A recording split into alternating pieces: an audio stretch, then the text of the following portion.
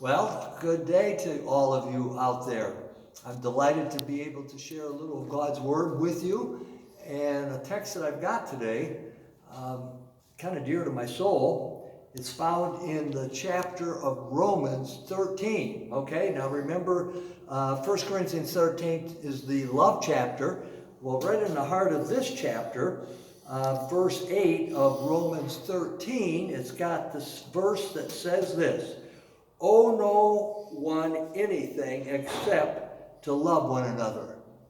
Boy, that's pretty sharp, isn't it, folk? It says, if you're going to owe anybody anything, that means you got to love them. That's the biggest thing that we can do with others. Then it goes on to say, for he who loves another has fulfilled the law. So, if there's anything God would love us to do, and that is to love up on one another. When I was a young man back in the state of New York, working as a pastor, matter of fact, my wife and I don't think we even had children at that time. And so we would go to camp meeting once a year, and while I was there, I met this old lady. Matter of fact, anybody that was over 60 to me back then was old and archaic. And now that I'm beyond 60 and beyond 70, it's not so old anymore. But anyways, this lady, she would wear a dress down to her ankles, and she would have little high heels, the old-fashioned high heels, and so she had a dress on, and she was in charge of putting up people who came in and just wanted to stay in a room with other people, and they call it transient housing.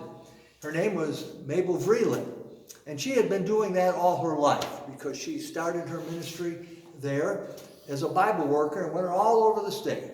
She lived in Massachusetts, in the very home and road where she grew up. And by this time, she was a good 75 or 80, but she still came back to camp meeting. And it was one thing that we learned as interns when we got out of the seminary: pray that they don't have you work with this old lady, because she'll work you to death.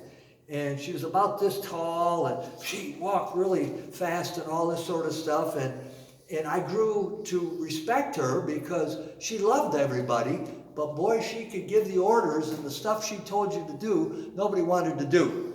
But I didn't mind going with her because I was watching her, and by watching her, I was learning about Jesus. And at the end of maybe the second year I worked with her, she said, would you like to come and visit me sometime? Bring Lynn, your wife, and come to my mountain home. And way up in the mountains of Massachusetts, which weren't, all that high where I was going, but that was the mountains. And on the end of a dead end road, was this little old shack that was probably built in the early 1800s, and they just patched it up. She was never married. But her brother lived downtown, and the two of them were very close. He was married, and she was not. He'd come up every day, and the only differences I knew between the two of them, she had a huge garden, he had a huge garden, and she believed in not using chemical fertilizers, and he did. And that was the only difference I ever knew between them. And then they would try to see who had the longest cucumber or the biggest tomato at the end of the summer and see if the chemicals were better. And she said, can't do it. But that was the only difference that I had with them. But those two loved each other, probably closer than I've ever seen any brother and sister. I began to love her, and she began to love Lynn and Mike, and so we would go to her house. But it was interesting. It was so old of a house, it was hard to keep the mice and rats out of her house. And when we would roll back the sheets, we'd see these little black things that we knew that the mice were around in the sheets, so we had to clean them off. So that's the vintage. Her eyesight wasn't all that good, and yet we fell in love with her because she loved us. And you know something? You usually love people that love you, and you grow to dislike people who dislike you. But this verse, it says, if you're going to owe anybody anything, you're supposed to love them. Regardless, that's not a conditional kind of a love, it's unconditional. God tells us 15 times to love one another. So I go there, and I go out in her garden, and we had a wonderful time. She fed us well, But her brother came up every day. And when he would leave, she would go out to the road where there was no traffic, because nobody would go up that dirt road. And she would stand out there with her hands up in the air, going this until his car got out of sight. Just like this. When they met each other, they never would hug. They might even say, maybe never even use the word love, but they would come and they would, the intimacy that you saw of love between the two.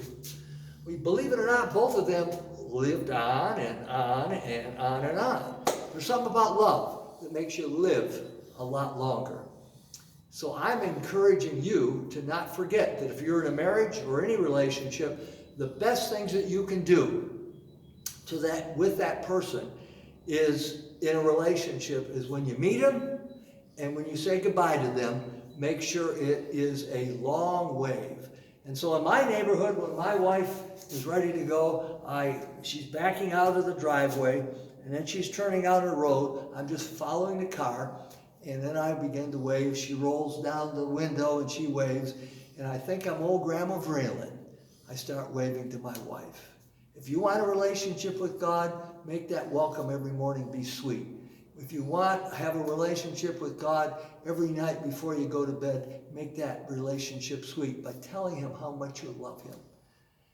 And your day and your long life will continue. God bless you.